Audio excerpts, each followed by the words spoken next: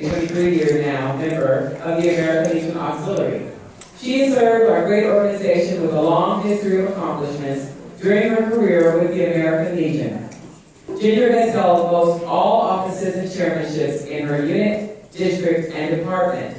While chairing programs like Children and Youth, Community Service, and Membership, she has motivated members with success and many awards. Nationally, Ginger has served as NEC for Arizona, Western Division Membership Chairman, and Western Division Public Relations Chairman. Prior to her retirement, Ginger worked for Aetna Insurance Company for many years. She held the position as a training consultant for several years, training personnel throughout the Western states. She was not happy being retired and decided to become a project accountant for 2 different commercial construction companies in the Phoenix area, but now has decided to retire again from the workforce so that she can devote more time to the auxiliary. Oh, we have an opening for secretary, treasurer. Ginger another job, and it's for the auxiliary. It's double. Win-win. Ginger and her husband Larry have 8 children among them, 20 grandchildren, 20 great-grandchildren, and is that baby come? One more on the way. And she still has that 21st great-grand is on the way. Please give Ginger Cox a warm welcome as she brings you her message.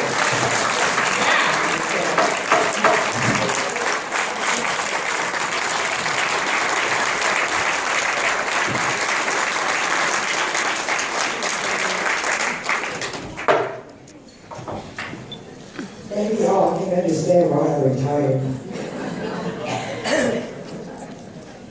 Madam President, officers, chairman, members in attendance, how wonderful it is to be here. On behalf of our national president, Nancy Brown Clark, I extend greetings from the national organization. I am honored to stand here before you as your Western Division National Vice President. Linda, I believe I told you at lunch, I don't think I want to give up the job.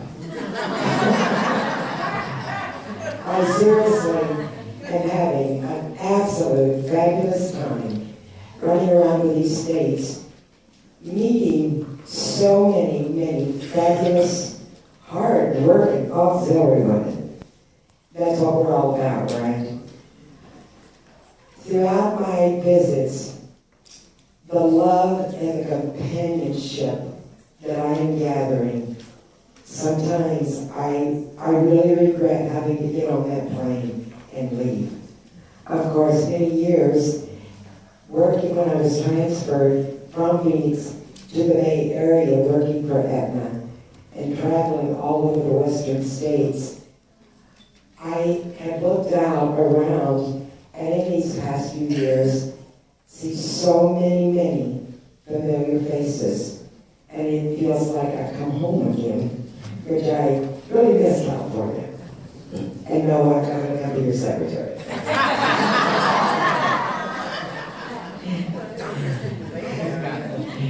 Does that come with the house? Give me a motel room.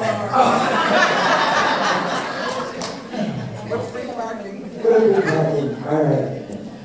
National President Nancy's theme is pass it on, and it's our turn to inspire the next generation of volunteers to ensure that our organization is here to support the future generation of our veterans, our military, and their families. It is time that we all pass on the legacy of the American Legion Auxiliary. We have a very important goal, and it is to secure the future of the American Legion Auxiliary. We all work membership. I congratulate you, California, on the fabulous job that you're doing. Yes, you're at 67.75%.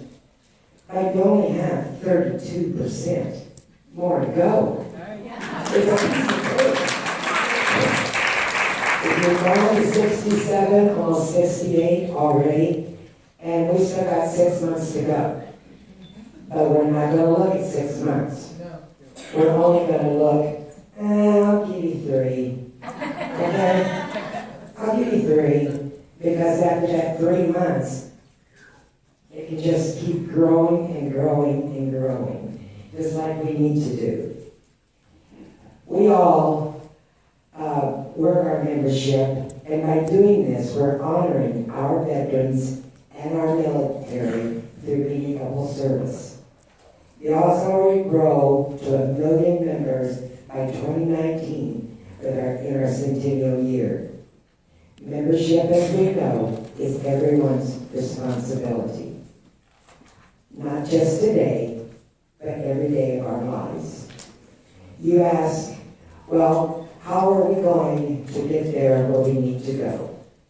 We work together as an American Legion family. It is called teamwork, as we've all been told, as we all practice. We focus on engaging to retain members, reinstating former members, and attracting new members to be a part of the largest women's patriotic organization in the world. As auxiliary leaders, we need to be committed to this million-member campaign. And I know that we can assure National President Nancy that we are going to work hard enough to do this, especially during her year. We need to provide information on a continuous basis regarding special membership awards in all of our mission outreach programs. If we communicate and do this, we will grow. I'm sure you're all sitting there thinking, oh well, now what are we going to do? Well, in our units and in our districts, we all have heard that we have problems. Now, we never want to agree to it, but they do exist. Let's face it, ladies, we're all women. They've got to be there. So, for many, many years, we've all been told to look outside the box and fix the problems.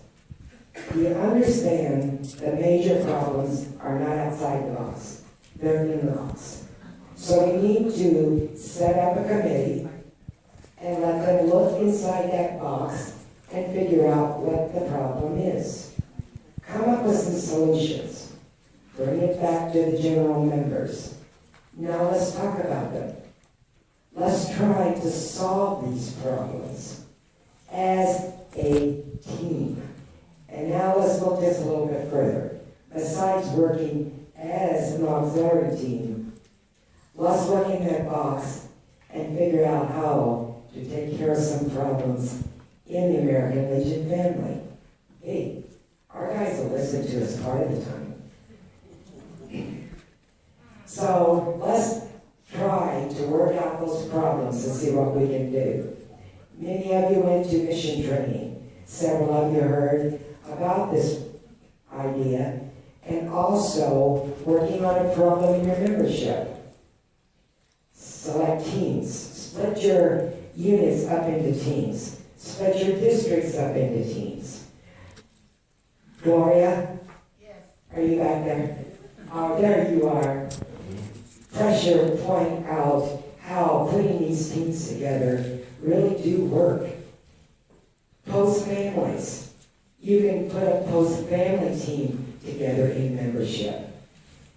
When you have competition in our organization, you will find that everyone seems to work harder. So it was suggested, even at mission training, that you could choose a red team, a white team, a blue team, and let's look at making one of those teams our juniors. How much more important can we develop them by teaching them to start off with membership and making the Legion or the SAL, whichever one you can get to contribute with you, as one of your other teams. There are so many ways we can work with this and continue our fabulous membership and only continue to let you grow. Now, when you're putting these teams together, make sure you come up with a fabulous prize, because everybody likes to win something. And just like I see all these baskets and everything sitting around, AT over there has some money out there available for me. Also, this is such a great way, as I explained, when you're putting these teams together, of working together. It will remind us of why we joined the American Legion Auxiliary. We need to remember, it is not about us. It's about the service and the help that we provide for our veterans, for our military, and those children that we so much believe in. Now let us continue to keep looking in that box and together to complete all of these problems to become a successful group. Always make sure you take the negative out and always leave the positive in. Remember, you're the ambassadors to make all this happen, and you will be surprised how successful you will pull members together by following some of these rules and some of these ideas. We need to develop more leadership training. This is a critical piece of passing on our legacy of the American Legion Auxiliary. Take the time in your unit and your district, in your meetings, if it's no more than 5 minutes at each meeting, and have a leader in your group provide some leadership training. I am so totally amazed that I go to so many places and find so many auxiliary ladies that do not have an idea what protocol is, especially in our auxiliary. Take a leader in your group, have them give 5-minute report on protocol, even if it's 5 minutes at each meeting for a few meetings. Provide the information that is needed. One of our missing points in our lives is communication. Not just in our auxiliary, but in our entire Legion family. We need to communicate. We need to communicate not just with our members that have been there for so long, but we have, and you know I'm going to tell you the truth here, we all have all these new members that come in. Some of them stick around, and some of them don't. And why? Because we do not take the time to contribute information to them. They're hungry. They're starving. They want information. So it's our job to pass